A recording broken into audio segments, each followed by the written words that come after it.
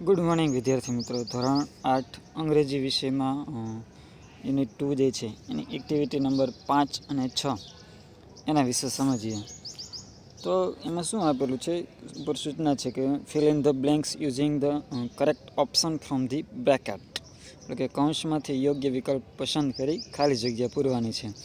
તો અહીંયા જે છે તે શું છે, તો કે વિજય અને પૂનમ વચ્ચેનો સંવાદ આપેલો છે, ડાયલોગ જેને કહેવાય, વાર્તાલાપ છે.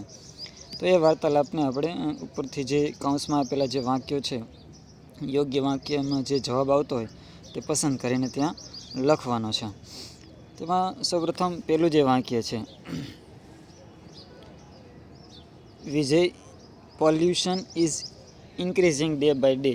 વિજય આવી રીતના કહે છે કે પોલ્યુશન ઇઝ ઇન્ક્રીઝિંગ, ઇન્ક્રીઝ એટલે વધુ, ડે બાય ડે એટલે કે પ્રદૂષણ જે છે, પોલ્યુશન એટલે પ્રદૂષણ, અને ડે બાય ડે એટલે દિવસે ને દિવસે પ્રદૂષણ દિવસે ને દિવસે વધી રહ્યું છે, આવું વિજય જે છે તે પૂનમને કહે છે. તો એના બદલામાં જે પૂનમ જે છે સામે શું બોલે છે એ આપણે અહીં જે છે તે હવે લખવાનું છે ઉપરથી.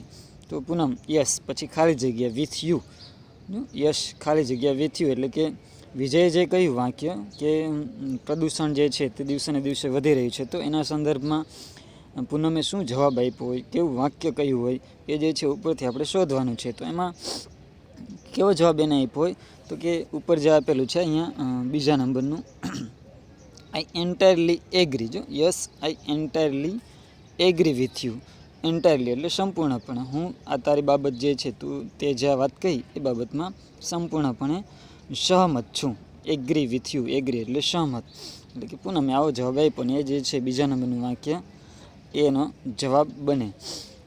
પછી વિજય ફરી પાછું વાક્ય બોલે છે, we should do something to create awareness અમંગ people. We should do,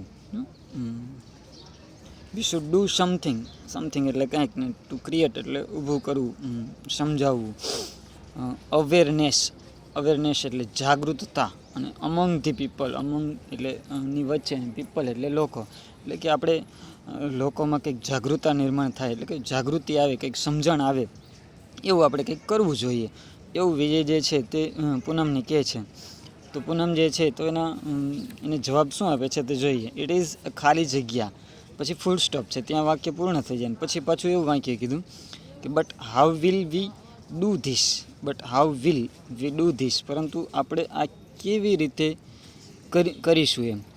તો ઇટ ઇઝ ખાલી જગ્યા એ જે છે એના પરથી ખાલી જગ્યા જે છે ત્યાં આપણે જવાબ લખવાનો છે. તો ઉપર જે આપેલા વાક્યો છે એમાં શું આવી શકે જવાબ, જો પર વિજયે એમ કીધું કે we should do something to create awareness અમંગ people, એટલે કે લોકોમાં જાગૃતતા લાવવા માટે આપણે કંઈક કરવું જોઈએ એવું કીધું. તો ઇટ ઇઝ એ શું જવાબ થઈ શકે, તો કે it is A good idea, તે સારો વિચાર છે. But how will we do this, પરંતુ આપણે તે કેવી રીતે કરીશું એવું તરત એ બોલે છે. તો એના ઉપરથી આપણને ખ્યાલ આવે કે ત્યાં જે છે તે જવાબ શું આવે, it is a good idea, તે સારો વિચાર છે, તે બીજાનો જવાબ.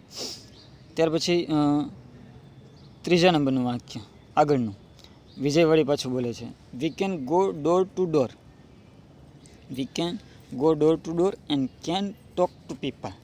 ડોર ટુ ડોર એટલે દરેક ઘર સુધી એમ, એટલે કે દરેક વ્યક્તિને મળશું. And can talk to people, અને લોકો સાથે વાત કરીશું.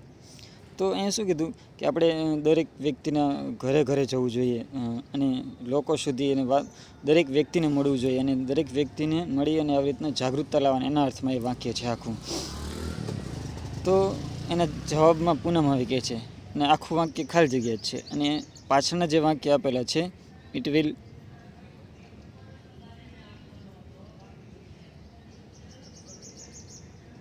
વિલ નોટ વર્ક, જો આવું વાક્ય છે. ઉપર જે વાક્ય કીધું ને, we can go door to door and can talk to people, તો એના પછી જવાબમાં એ કેવી રીતના બોલે ને આખું વાક્ય, ને અહીંયા જે છે તે ઇટ વિલ નોટ વર્ક, તે કામ કરશે નહીં. એટલે કે આ જે ઉપર વાત કરી ને, we can door to door and can talk to people, એટલે કે આપણે ઘરે ઘરે જઈ શકીએ અને લોકો સાથે વાત કરી શકીએ, આવી રીતનું જે વાક્ય કીધું છે. તો એના અર્થમાં અહીંયા એને ઇટ વિલ નોટ વર્ક, તે કામ નહીં કરે એવું કીધું. કે તમે જે વાત કરી, એટલે કે પૂનમ વિજયને કહે છે કે વિજય જે કીધું ને કે ઘરે ઘરે અને લોકો સુધી, એમ દરેક વ્યક્તિ સુધી, તો એ વાત જે છે એમ કીધું કે એ આઈડિયા જે છે એ વિચાર જે છે એ કામ નહીં કરે એના અર્થમાં છે ત્યાં. તો એના ઉપરથી આપણે કેવો જવાબ ઉપર લખી શકાય ઉપરથી, તો એમાં શું એક નકાર વાક્ય જે છે એવું જ બનાવવું પડશે ને આપણે, તો ત્યાં જે છે તે ઇટ વિલ નોટ વર્ક એના અર્થમાં તે જે છે તે જવાબ આવશે એમ. તો અને પૂર્ણ વાક્ય છે, કારણ કે અધૂરું વાક્ય નથી, નહીં તો sorry but I feel that એ વાક્ય જે છે તે જવાબ આપણે કદાચ લખી શકીએ, પણ પૂર્ણ વાક્ય તે લખવાનું છે. એટલા માટે છેલ્લા નંબરનું જે છે I don't agree at all, આ બધા સાથે સહમત નથી, એટલે કે આ બાબત સાથે હું સહમત નથી એવું એ કહે છે. તો એ જે છે તે અહીંયા જે છે એનો જવાબ આવશે. વી કેન મેક, જો આગળ વાક્ય આપેલું છે હજી એનું, we can make some hoardings to convey the message, પાછું ઉપરનું જે સજેશન આપ્યું એના અર્થમાં પાછું એને ના પાડી પૂનમે, ને પછી પોતે સજેશન આપ્યું we can make some hoardings to convey the message. Convey એટલે પહોંચાડવું, મેસેજ એટલે સંદેશો, એટલે કે આપણે હોર્ડિંગ્સ દ્વારા, એટલે કે મોટા મોટા બેનર બનાવીને એવી રીતના સંદેશો જે છે તે પહોંચાડી શકીએ, એવી રીતનું એને વાત કરી. તો એના અર્થમાં પાછો વિજય હવે જે છે તે પ્રત્યુત્તર આપે છે, અને એની ખાલી જગ્યા છે એમાં કેવી રીતનું એ જે છે તે સમજીએ. તો ખાલી જગ્યા પછી ઇટ વિલ નોટ, સોરી એ ઉપરનું વાક્ય છે, ત્યાર પછી વિજય જે છે ખાલી જગ્યા ઇટ વિલ, અહીંયા જે છે તે ઇટ વિલ ડેફિનેટલી વર્ક, અને તે ચોક્કસપણે, ડેફિનેટલી એટલે ચોક્કસપણે કામ કરશે. તો એના સંદર્ભમાં અહીંયા વિજય કેવો જવાબ આપ્યો હોય, તો ઉપર જે વાક્ય છે એના હજી આપણે એના પછીનું જે એક વાક્ય આપેલું છે તે અહીંયા જોઈએ. આવડું વી can emphasis on polythene free earth, V can emphasis એટલે મુક્ત કરવું, ભાર, સોરી એમ્ફેસિસ એટલે ભાર, ઓન પોલિથીન, જે પૃથ્વી પરનો જે પોલિથીન એટલે કે પ્લાસ્ટિકની જે આવી રીતના આપણે બેગ્સનો ઉપયોગ જે કરીએ છીએ એના અર્થમાં છે. આપણે પોલિથીન મુક્ત પૃથ્વી પર ભાર મૂકી શકીએ છીએ, એટલે કે આની જે બાબત છે પ્રદૂષણ અટકાવવા માટે પોલિથીન બેગ્સનો જે આપણે ઉપયોગ કરીએ છીએ એ વાત પર ઉપર ભાર મૂકી અને લોકોને સરસ રીતે સમજાવી શકીએ એના અર્થમાં છે. તો ત્યાં જે છે તો હવે ઇટ વિલ ડેફિનેટલી વર્ક, એના પરથી આપણે જે એનો જવાબ છે તે લખવાનો છે. તો એમાં શું આવે તો કે ઉપર જોઈએ તો વાક્ય આપણને ખ્યાલ આવે કે વોટ એન આઈડિયા જે છે, વોટ એન આઈડિયા શું વિચાર છે, ઇટ વિલ ડેફિનેટલી વર્ક શું વિચાર છે તે ચોક્કસપણે કામ કરશે. તો એ જે છે તો વોટ એન આઈડિયા એનો જવાબ થાય. ત્યાર પછી આગળનું વાક્ય અહીંયા સીધો જ પાછું એમાં ખાલી જગ્યા છે, અને but how will we collect fund for this, તો એ જે વાક્ય છે ને but how will we collect એટલે ભેગું કરવું, ફંડ એટલે રૂપિયા, નાણું, ફોર ધીસ એટલે કે એ જે આના માટે આપણે કંઈક ફંડ ભેગો કરવો છે તો એ આપણે કેવી રીતે કરીશું એવું એને જે છે તે પૂનમે એ પ્રશ્ન પૂછ્યો, અને એના પહેલાં જે છે તે ખાલી જગ્યા છે ને એ આપણે અહીંયા જવાબમાં લખવાનું છે. તો અહીંયા કેવો જવાબ હોય તો ત્યાં જે છે એને વાક્ય આપણને એ બંધ બેસતું બને. તો જે ઉપર આપણે જોઈએ વાક્ય તો ખ્યાલ આવે કે જે વાક્ય છે તેમાં કેવું એને કીધું હોય તો કે વિજય જે કીધું છે કે we can emphasis on polythene free earth, એટલે કે આપણે જે છે તે પોલિથીન મુક્ત પૃથ્વી પર ભાર મૂકી શકીએ, વાત સમજાવી શકીએ લોકોને. તો એના પરથી પૂનમે જે છે તે જે જવાબ છે તે આપ્યો કે ધેટ્સ અ ગુડ પોઈન્ટ, તે યોગ્ય મુદ્દો છે એવું કરી અને એને ત્યાં જવાબ આપ્યો. But how will we collect fund for this, એટલે કે આ બાબત એને ત્યાં ધેટ્સ અ ગુડ પોઈન્ટ એવો એનો જવાબ જે છે ત્યાં ઉપરથી બને છે. ત્યાર પછીનું આગળનું વાક્ય વી શુડ આસ્ક, હવે વાક્ય આપેલું છે ને એના પરથી નીચે જવાબ લખવાનો છે. We should ask our classmates to donate money for this. We should ask આપણે પૂછવું જોઈએ, શું પૂછવું જોઈએ, અવર ક્લાસમેટ એટલે આપણે સાથે ભણનારા જે છે વિદ્યાર્થી મિત્રો તેની વાત છે. ટુ ડોનેટ મની પૈસાનું દાન કરવું, ફોર ધીસ એટલે કે આ પ્રોજેક્ટ માટે આપણે જે આ કાર્ય કરવાના છે એના માટે આપણે આપણા જે ક્લાસમેટ છે એને જે પૈસાનું દાન કરવા માટે પૂછવું જોઈએ એવું વિજયે કીધું. તો પૂનમ તરત શું જવાબ આપે છે, ખાલી જગ્યા પછી એવું આપેલું છે કે વી can't force anyone two give money. આ વાક્ય ઉપરથી આપણે આગળ શું જવાબ આવે તે મૂકી શકીએ. વી કાન્ટ ફોર્સ આપણે કોઈને ફોર્સ ન કરી શકીએ, એટલે કે દબાણ ન કરી શકીએ, એનીવન એટલે કોઈ પણ, ટુ ગીવ મની પૈસા આપવા માટે આપણે કોઈને દબાણ ન કરી શકીએ. એના પરથી આગળ શું જવાબ એને લખ્યો હશે તો ઉપર કૌંસમાં જે આપેલા છે શબ્દ વાક્યો એમાં sorry but I feel that, જો આ જે વાક્ય છે